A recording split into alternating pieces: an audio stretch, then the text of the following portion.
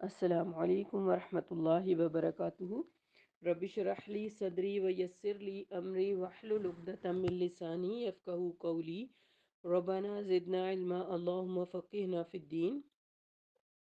اللہم ارنا الحق حقا وارزقنا اتباعہ وارنا الباطل باطلا وارزقنا اجتنابہ۔ آیت نمبر 39 سورۃ الانعام تک ہم پڑھ چکے ہیں، پیچھے سے ریکیپ کر لیتے ہیں۔ اعوذ باللہ من الشیطان الرجیم، بسم اللہ الرحمن الرحیم۔ انما یستجیب الذین یسمعون والموتى یبعثهم اللہ ثم الیہ یرجعون۔ بات تو وہی لوگ مانتے ہیں جو دل کے کانوں سے سنے، رہے مردے تو اللہ انہیں روز قیامت زندہ کرے گا، پھر وہ اسی کے حضور واپس لائے جائیں گے۔ وہ کہتے ہیں کہ ہم پر ہمارے رب کی طرف سے کوئی معجزہ کیوں نہیں اتارا گیا؟ آپ ان سے کہیے معجزہ اتارنے پر تو اللہ ہی قادر ہے، لیکن بات یہ ہے کہ ان میں سے اکثر نادان ہیں۔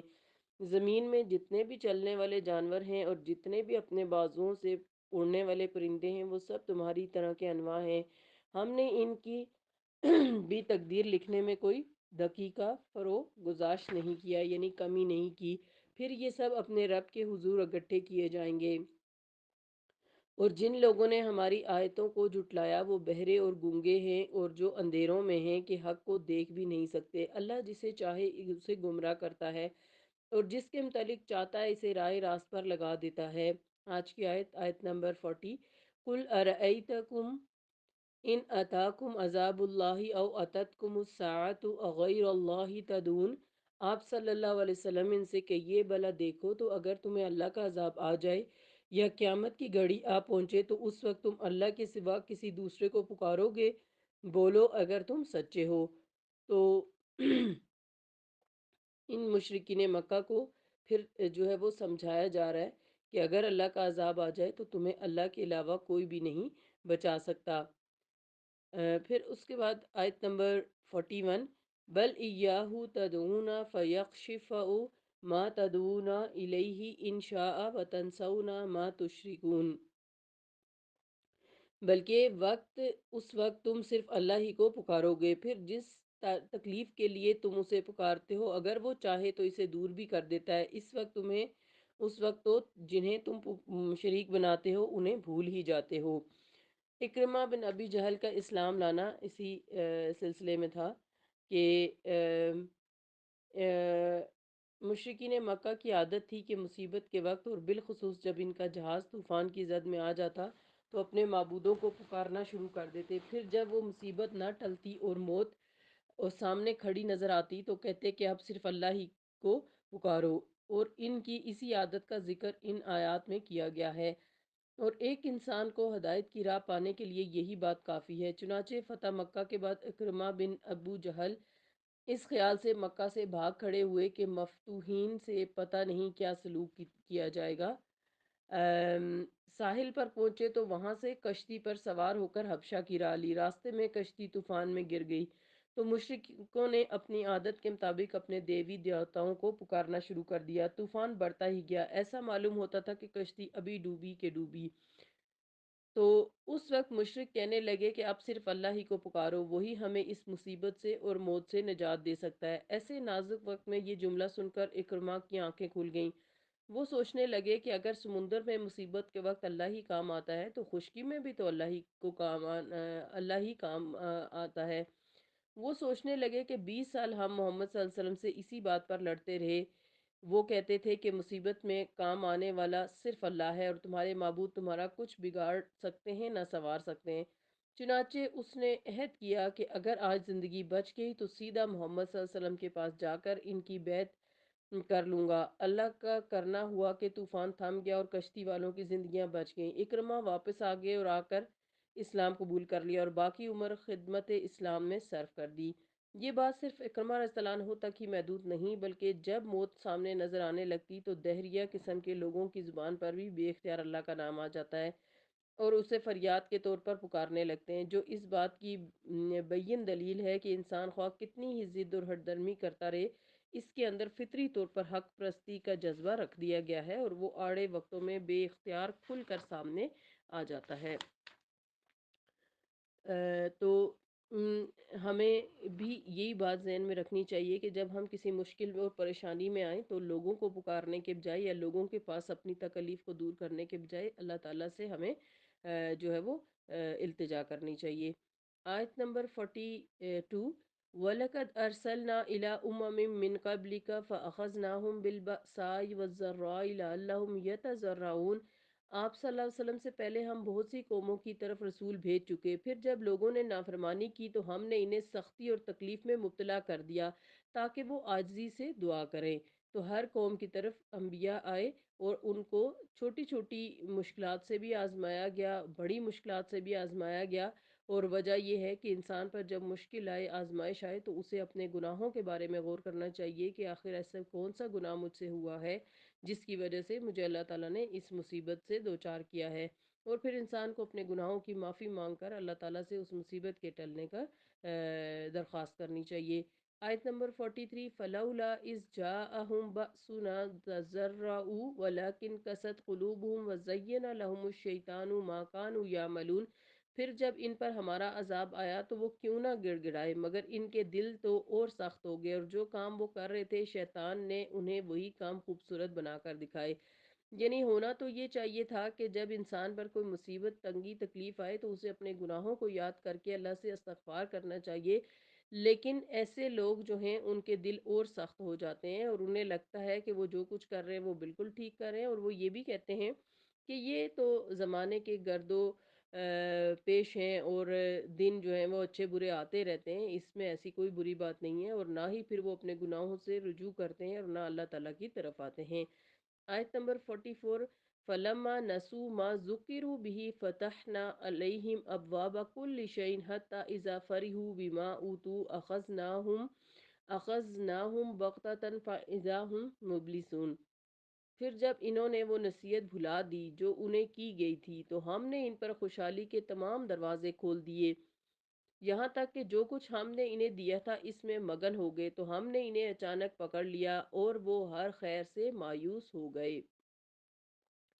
تو دنیا میں عذاب سے متعلق اللہ کا قانون یہ ہے کہ جو ان آیات میں اللہ تعالیٰ نے اپنے معاوضے کا قانون بتایا ہے، کہ ہوتا یہ ہے کہ جب کسی قوم میں اللہ کی نافرمانی کا آغاز ہوتا ہے تو اللہ ان پر ہلکے ہلکے عذاب نازل فرماتے ہیں، مثلا قید، خوشحالی یا کوئی وبا وغیرہ، اور یہ عذاب جو ہے اللہ کی طرف سے وارننگ کے طور پہ آتے ہیں تاکہ لوگ اللہ سے ڈر جائیں اور اس کی حضور توبہ کریں اور عاجزی اختیار کریں۔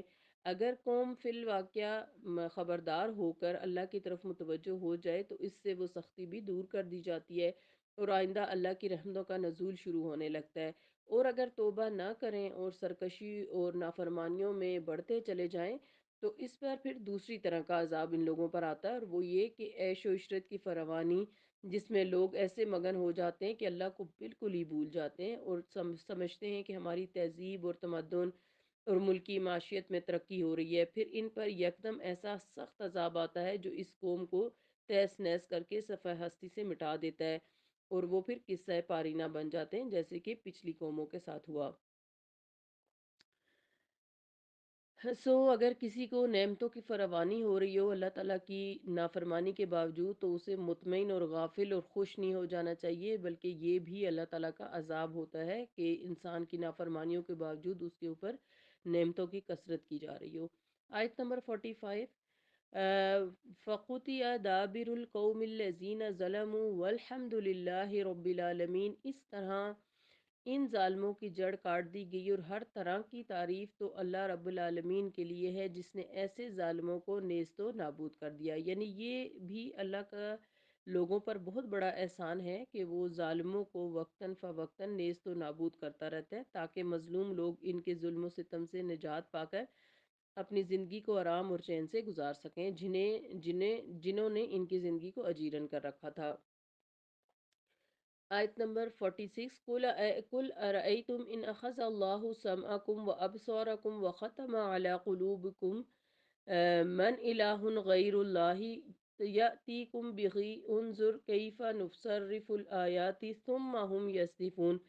آپ صلی اللہ علیہ وسلم ان سے پوچھئے، بھلا دیکھو تو اگر اللہ تمہاری سماعت اور تمہاری آنکھیں سلب کر لے اور تمہارے دلوں پر مہر لگا دے تو اللہ کے سوا کوئی اور الہ ہے جو یہ چیزیں تمہیں واپس لا کر دے؟ دیکھیے ہم کیسے بار بار اپنی آیات بیان کرتے ہیں، پھر بھی یہ لوگ منہ موڑ جاتے ہیں۔ تو آنکھ، کان اور دل اللہ کی آیات کیسے ہو سکتے ہیں؟ اس آیت میں اللہ تعالیٰ نے اپنی 3 نعمتوں کا ذکر کر کے انہیں اپنی آیات یا اللہ تعالیٰ کی ذات پر دلالت کرنے والی نشانیاں قرار دیا ہے۔ سب سے پہلے سماعت کا ذکر کہ کس طرح کسی آواز سے ہوا میں لہریں پیدا ہوتی ہیں، پھر وہ لہریں کان کے پردوں سے ٹکراتی ہیں۔ اس تصادم کی آواز اعصاب کے ذریعے دماغ تک پہنچتی ہے، دماغ فوراً اس آواز کا مطلب اور مفہوم سمجھتا ہے، اور پھر انسان اپنی زبان سے فوراً بات کرنے والے کو اس کا جواب دیتا ہے۔ اور یہ سب کام اتنی جلدی وقوع پذیر ہوتے ہیں کہ بات کرنے والے کو فوراً اس کا جواب مل جاتا ہے۔ یہی صورت بصارت کی یعنی نظر کی بھی ہے کہ آنکھ کوئی چیز دیکھتی ہے تو اس چیز کی تصویر یا فوٹو یا عکس اپنے عدسے میں اس کے عدسے میں پڑتا ہے، پھر وہی تصویر باریک سی نالیوں کے ذریعے سے دماغ کے پردے پر پڑتی ہے، اور دماغ فوراً یہ فیصلہ کر دیتا ہے کہ جو چیز آنکھ نے دیکھی ہے وہ فلاں چیز ہے، فلاں رنگ کی ہے، اور اس کی شکل اور قد و قامت اتنا اور اتنا ہے۔ دل کا نظام ان سے بھی پیچیدہ ہے۔ قوت، تمیز، عقل، ارادہ اور اختیار کی سب قوتیں اس سے متعلق ہیں۔ کسی بات کو سوچنا، تدبیر کرنا اور فیصلہ کرنا سب کچھ اسی کا کام ہے۔ اللہ تعالیٰ فرماتے ہیں کہ اگر اللہ تعالیٰ اس سماعت یا بصارت یا دل کے عمل کو اور ان کے نظام کو سلب کر لے تو کیا ان مشرکوں کے کسی الہ میں یہ طاقت ہے کہ وہ اس نظام کو واپس بحال کر دے؟ لیکن یہ لوگ تو اللہ کی ان آیات میں غور ہی نہیں نہ کرتے، بلکہ جہاں اللہ کی آیات کا ذکر ہوتا ہے وہاں سے اپنا رخ ہی موڑ لیتے ہیں۔ اب اسی بات کا دوسرا پہلو یہ ہے کہ انسان نے جتنے بھی کمالات حاصل کیے ہیں، خواہ ان کا تعلق ایجادات سے ہو یا علم اور فلسفے سے یا انسان کی خوشحالی اور حسن تدبیر سے، اور یہی وہ چیزیں ہیں جن پر انسان فخر و ناز کرتا ہے، غرور کرتا ہے اور پھولا نہیں سماتا۔ حالانکہ ان تمام چیزوں کے حصول کے ذرائع یہی آنکھیں، کان اور دل ہیں، اور یہ خالصتاً اللہ کا عطیہ ہیں۔ پھر اگر اللہ اپنی دی ہوئی چیز واپس لے لے تو ان کے کسی الہ میں یہ قدرت ہے کہ وہ ان کی یہ چیزیں بحال کر دے، اور اگر وہ ایسا نہیں کر سکتے تو اللہ کے کاموں میں شریک کیسے ہو سکتے ہیں؟ تو سمجھنے کی بات اس میں یہ ہے کہ جو بھی کچھ اس دنیا میں انسان کر رہا ہے اور اسے اپنا یعنی وصف سمجھ رہا ہے، اپنی قابلیت سمجھ رہا ہے، وہ سب کچھ اللہ تعالیٰ کی دی ہوئی ان نعمتوں کی وجہ سے ہے، جو آنکھ، کان اور دل کی صورت میں اللہ تعالیٰ نے انسان کو دیے ہوئے ہیں۔ آیت نمبر 47، کل ارائیتکم ان اتاکم عذاب اللہ بغتتاً او جہرتاً حل یہلک الا القوم الظالمین۔ آپ صلی اللہ علیہ وسلم ان سے کہیے، بھلا دیکھو اگر تم پر اللہ کا عذاب اچانک آ جائے یا اعلانیہ تو کیا ظالموں کے سوا کوئی اور بھی ہے جو ہلاک ہوگا؟ یعنی یکدم سے مراد ایسا عذاب ہے جس کی علامت پہلے مطلقاً ظاہر نہ ہو، اور جہری یا اعلانیہ سے مراد ایسا عذاب ہے جس کی علامات پہلے سے ظاہر ہونا شروع ہو جائیں۔ اس جملے کے کئی معنی اور مطلب ہیں کہ ایک یہ کہ عذاب آنے کی اطلاع اللہ تعالیٰ انبیاء علیہ السلام کو بذریعہ وحی دیتا ہے، اور انہیں ہدایت کر دی جاتی ہے کہ وہ اپنے پیروکاروں کو ساتھ لے کر اس مقام سے نکل جائیں جہاں عذاب آنے والا ہے۔ اس طرح عذاب کی زد میں صرف ظالم ہی آتے ہیں۔ دوسرا مطلب یہ کہ عذاب ظالموں کے ظلم ہی کی وجہ سے آتا ہے، لہٰذا ظالموں کو چاہیے کہ بلا تاخیر توبہ کر لیں اور عذاب الہی سے خود بھی بچ جائیں اور دوسروں کی ہلاکت کا بھی سبب نہ بنیں۔ اور تیسرا مطلب یہ ہے کہ اصل میں تباہی اور ہلاکت تو ظالموں ہی کے لیے ہے، مرنے کے بعد بھی انہیں دوزخ کا عذاب بھگتنا ہوگا، اور صالح افراد تو موت کے بعد اللہ کے فضل و کرم کے مزید حقدار بن جائیں گے۔ پھر آگے فرمایا کہ آیت نمبر 48 میں کہ وَمَا نُرْسِلُ الْمُرْسَلِينَ إِلَّا مُبَشِّرِينَ وَمُنذِرِينَ فَمَنْ آمَنَ وَأَصْلَحَ فَلَا خَوْفٌ عَلَيْهِمْ وَلَا هُمْ يَحْزَنُونَ۔ اور ہم جو رسول بھیجتے ہیں تو صرف اس لیے بھیجتے ہیں کہ لوگوں کو بشارت دیں اور ڈرائیں، پھر جو کوئی ایمان لے آیا اور اس نے اپنی اصلاح کی تو ایسے لوگوں کو نہ کوئی خوف ہوگا اور نہ وہ غمزدہ ہوں گے۔ اس آیت میں رسولوں کے آمد کا مقصد بھی بتا دیا گیا کہ اللہ تعالیٰ نے جو رسول بھیجے ہیں وہ اچھے کاموں کی صورت میں جنت کی بشارتیں دیتے ہیں، اور برے کاموں کی صورت میں انذار کرتے ہیں، یعنی ڈراتے ہیں کہ اگر تم نے یہ کام نہ چھوڑے تو یہ تمہارے لیے عذاب قبر اور دوزخ کے عذاب کا باعث بن جائیں گے۔ تو جو بھی کوئی یعنی پیغمبروں کی بات مان کر ایمان لاتا ہے اور نیک عمل کرتا ہے تو اس کو نہ خوف ہوگا نہ وہ غمگین ہوگا۔ تو خوف یاد رکھیے کہ مستقبل کا ہوتا ہے کہ آنے والا دن کیسا ہوگا، تو یعنی ایسے ایمان اور مصلحین جو ہیں ان کو آگے کوئی خوف نہیں ہوگا کہ وہ جہنم میں جائیں گے، کیونکہ وہ سیدھی راہ پر چلتے رہے۔ اور غم جو ہے وہ ماضی کا ہوتا ہے۔ تو جو مومنین مصلحین ہوں گے، ظاہر ہے انہیں پتہ ہے کہ جب انہوں نے برے کام چھوڑ کر ایمان اور اصلاح کے کام شروع کر دیے، عمل صالح شروع کر دیے، تو اللہ تعالیٰ نے اس کی وجہ سے ان کے برے کاموں کو معاف کر دیا ہے۔ سو انہیں نہ کوئی مستقبل کا خوف ہوگا اور نہ ماضی کا غم ہوگا۔ تو اس لیے ایمان اور عمل صالح ہم سب کی زندگی کا لازمی جز ہونا چاہیے۔ والذین کذبوا بآیاتنا یمسهم العذاب بما كانوا یفسقون، اور جن لوگوں نے ہماری آیات کو جھٹلا دیا تو ان کی نافرمانیوں کی انہیں ضرور سزا ملے گی۔ پھر دوبارہ سے یہاں پہ اللہ تعالیٰ نے مزید زور دے کر بات کہہ دی کہ جو لوگ ہماری آیات پر ایمان نہیں لائیں گے تو ان کا انجام بہت برا ہوگا۔ آج کی آیات جو ہیں اس میں ایک تو یہ بتایا گیا کہ جتنے بھی نافرمان ہیں ان کو اللہ تعالیٰ کس طرح آزماتے ہیں، پہلے خوشحالی دے کر، پہلے چھوٹی چھوٹی اور بڑے بڑے عذابوں سے، اور اس کے بعد پھر اللہ تعالیٰ انہیں خوشحالی اور نعمتوں کی فراوانی دے کر آزماتے ہیں، اور پھر اچانک جب وہ ان خوشحالیوں اور نعمتوں میں بالکل ہی غافل ہو جاتے ہیں تو اچانک اللہ کی طرف سے پکڑ آ جاتی ہے۔ اور پھر اس کے بعد اللہ تعالیٰ نے انسان کو دی ہوئی صلاحیتیں یعنی کان، آنکھ اور دل کے بارے میں بتایا کہ یہ تمہیں اللہ تعالیٰ نے جو ہے وہ حق کو سمجھ کر حق اختیار کرنے اور اپنے انجام سے باخبر رہنے کے لیے عطا کی ہیں، لہٰذا ان کے ذریعے سے اپنی آخرت کو سنوارو۔